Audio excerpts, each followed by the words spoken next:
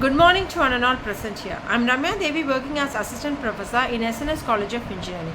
Today I am going to share a small topic regarding Ajax and web services, in which web services description language. So WSDL stands for Web Services Description Language. So WSDL is a document written in XML. The document describes a web service. So basically a web service that is available in your web server for processing the HTTP request that is coming from your client. So it specifies the location of the service and the operations or methods the services exposes.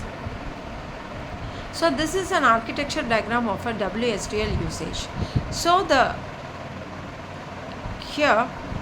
we have so many components here like UDDI, WSIL, and then requester, and then the web service. So here the client whenever request for any web services from your web server, so the requester from your client will send an HTTP request as well as your SOAP envelope. So SOAP envelope is a communication protocol used for web services language. So HTTP plus SOAP is gone to your web services. So here the web service that is converted into a WSDL, and also it comes from the UDDI and WSIL, which discovers, and then the provider is available in your web services, and what are all the web services that is available is published in your UDDI. So UDDI is basically a directory for the web services that is already available in your web service. So whenever a client you request for a SOAP as well as an HTTP, so the web services are published in your UDDI, will check for whether that web services are available or not.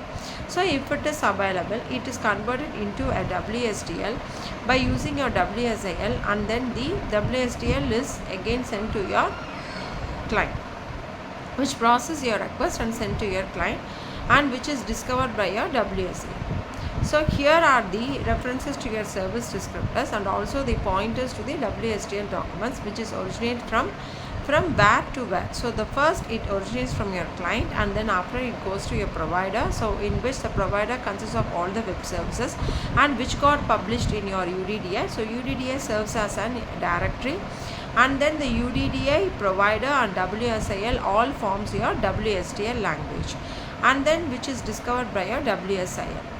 So this is the communication between your client and then your web service. So first the client sends the communication to your server A, which is a discovery service. So where can I find a weather service? So a client need a weather report, and then the discovery service sends back to the client that there is a weather service in your server B. So the discovery service consists of all the web services plus in which server that web services is available, and then the client again requests to the actual server B. So how exactly should I invoke you? So it will take a look at this WSDL. So it will sense its description language through which only you can invoke my web service. So then what the client do is, so it will generate a SOAP request, and then it will invoke the get weather information, so which so and so parameters. So whatever parameters it is needed, so it will invoke with that, and then the web service is processed, the SOAP request is processed here, and then the SOAP response is sent to your client. So cloudy with the chance of meatball. So this is the response which is sent from your web service to the client, and this is the structure of your WSDL document. So it consists of definitions. So definitions serves as a root element, and which it has the types and then the messages, and then the port type, and then the operation, and then the binding, and then the service. So types means the definition of a type and what message to be defined, and then the what are the port type, operations, and then the bindings. And this is the example of an message element. So the message name is say hello request, and then it has the part name as first name, and then the type as existing string. So that message has been closed, and then again the message name is say hello response, the part name is greeting, and then the type is existing string, and then the message.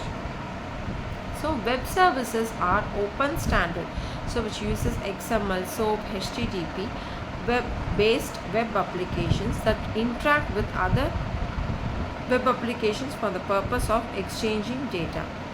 So basically the web services is used for exchanging the data through the web. Thank